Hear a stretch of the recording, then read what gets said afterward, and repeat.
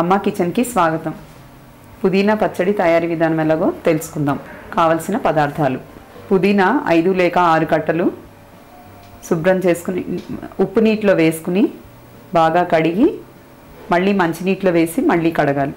కడిగి చిల్లుల పళ్ళెం తీసుకుని దానిలో ఆకులన్నీ వేసి నీరు పోయేంత వరకు ఉంచాలి. ఇక్కడ శుభ్రం చేసుకున్న పుదీనా ఆకుల్ని చూసారు కదా, అలా చేసుకోవాలి. శనగపప్పు 2 టేబుల్ స్పూన్లు, మెంతులు 1 స్పూను, ధనియాలు 1 స్పూను, ఆవాలు 1/2 టీ స్పూను, ఎండుమిర్చి 6 లేక 7 ఇలా తుంచి పెట్టుకోవాలి. ఉప్పు తగినంత, పసుపు చిటికెడు, ఇంగువ చిటికెడు, బెల్లం 1 టేబుల్ స్పూన్, పోపు కోసం నూనె, చింతపండు నిమ్మకాయ సైజ్ అంతా. చింతపండు ముందే నానబెట్టుకుని ఇలా రసం చేసుకోవాలి. నేను ముందే చేసుకున్నాను.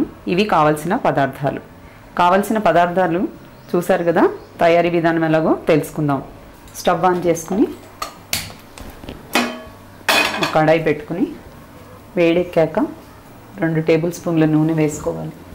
దానిలో ఫస్ట్ మెంతులు వేసుకోవాలి. మెంతులు కొద్దిగా వేగాక మిగతావన్నీ వేసుకోవాలి. అన్నిటితో కలిపి వేయిస్తే మెంతులు సరిగా వేగవు, దానివల్ల పచ్చడి చేదుగా ఉంటుంది. కొద్దిగా బ్రౌన్ కలర్ రాగానే మిగతావన్నీ వేసుకోవాలి. ధనియాలు 2 స్పూన్లు, ఆవాలు 1/2 స్పూను, శనగపప్పు 2 టేబుల్ స్పూన్లు ఇవన్నీ వేసుకుని బాగా కలపాలి.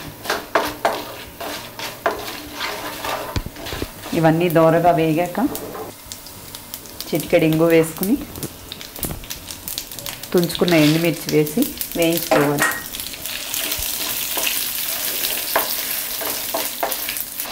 ధనియాలు మెంతులు వేయడం వల్ల పచ్చడికి చాలా రుచి వస్తుంది. చూసారు కదా, పోపు వేగిపోయింది. స్టవ్ ఆఫ్ చేసుకుందాం. ఇదొక బౌల్లోకి తీసుకుని చల్లారబెట్టుకోవాలి. ఇది చల్లారేలోగా ఇంకో కడాయి పెట్టుకుని పుదీనా వేయించుకుందాం. ఇప్పుడు స్టవ్ ఆన్ చేసుకుని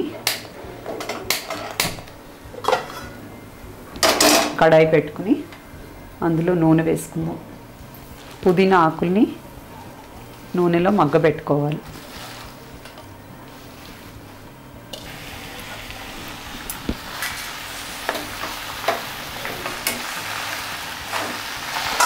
ఒక 5 మినిట్స్ మూత పెట్టాక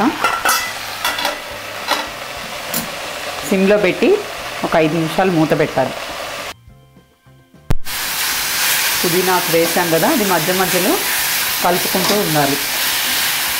దానిలో చిటికెడు పసుపు, మెత్తపడడానికి కొద్దిగా సాల్ట్ వేసుకోవాలి.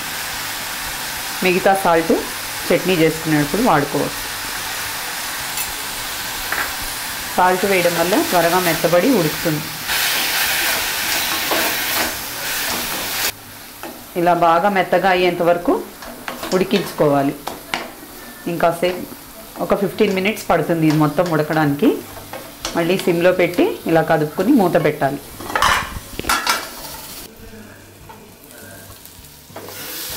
చూసారు కదా, పుదీనా చక్కగా వేగిపోయింది.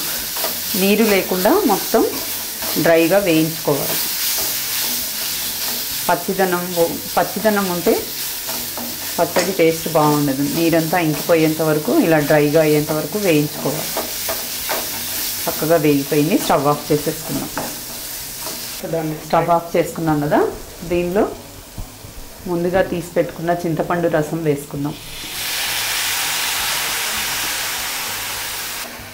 ముందుగా తరిగి ఉంచుకున్న బెల్లం పొడి కాస్త వేసుకుంటే ఇవన్నీ మెల్ట్ అవుతూ ఉంటాయి. మిక్సీ వేసుకోవడానికి ఈజీగా ఉంటుంది.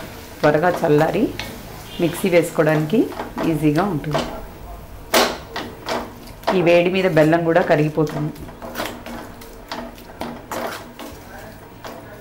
మిక్సీ వేసినప్పుడు ఉండలు లేకుండా చక్కగా కరుగుతుంది.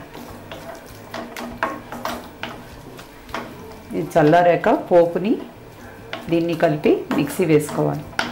ఈ చల్లారిన పోపును మిక్సీ జార్లోకి తీసుకోవాలి.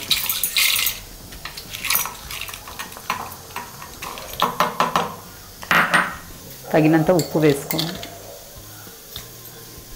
కొద్దిగా పసుపు. ఇది మిక్సీ చేసుకోవాలి.